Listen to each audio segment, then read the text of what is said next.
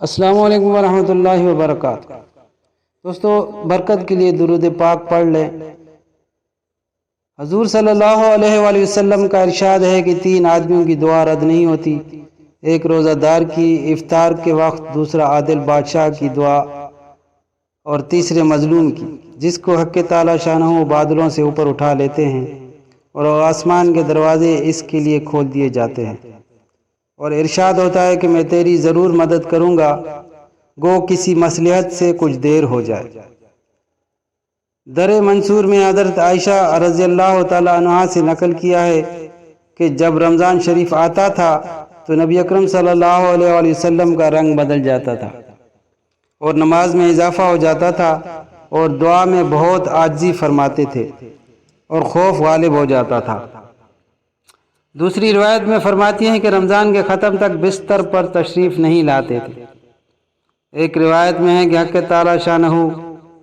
رمضان میں عرش کے اٹھانے والے فرشتوں کو حکم فرما دیتے ہیں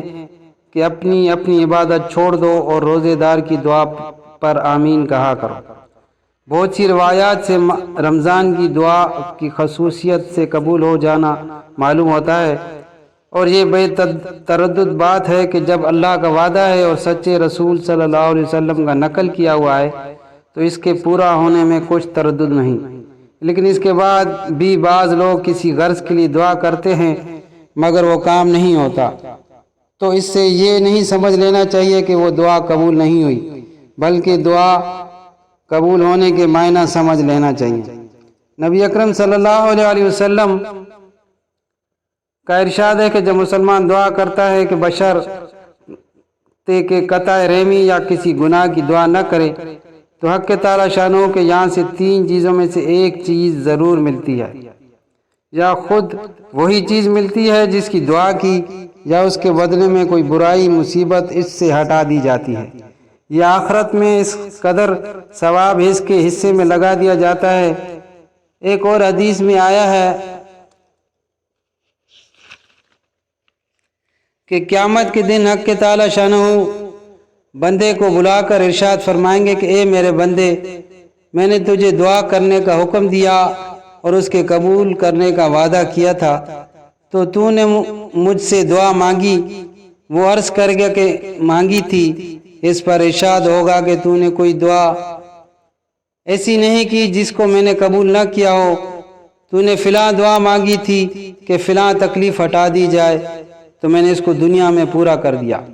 اور فلاں غم کے دفع ہونے کے لیے دعا کی تھی مگر اس کا اثر کچھ تجھے معلوم نہیں ہوا، میں نے اس کے بدلے میں فلاں اجر و ثواب تیرے لیے متعین کیا۔ حضور صلی اللہ علیہ وسلم ارشاد فرماتے ہیں کہ اس کو ہر دعا یاد کروائی جائے گی اور اس کا دنیا میں پورا ہونا اور آخرت میں اس کا عوض بتلایا جائے گا۔ اس اجر و ثواب کی کثرت کو دیکھ کر وہ بندہ اس کی تمنا کرے گا کہ کاش دنیا میں اس کی کوئی بھی دعا پوری نہ ہوتی، کہ یہاں اس کا اس قدر اجر ملتا ہے۔ غرض دعا نہایت ہی اہم چیز ہے، اس کی طرف سے غفلت بڑے سخت نقصان اور خسارے کی بات ہے، اور ظاہر میں اگر قبول کے آثار نہ دیکھیں تو بد دل نہ ہونا چاہیے۔ نبی اکرم صلی اللہ علیہ وسلم کا ارشاد ہے کہ اپنی جانوں اور اولاد کو اور نیز مال اور خادموں کو بد دعا نہ دیا کرو، مباد اللہ کہ کسی ایسے خاص وقت میں واقع ہو جائے جو قبولیت کا ہے۔ بالخصوص رمضان المبارک کا تمام مہینہ تو بہت ہی خاص وقت ہے، اس میں اہتمام سے بچنے کی کوشش اشد ضروری ہے۔ حضرت عمر رضی اللہ تعالیٰ عنہ حضور اکرم صلی اللہ علیہ وسلم سے نقل کرتے ہیں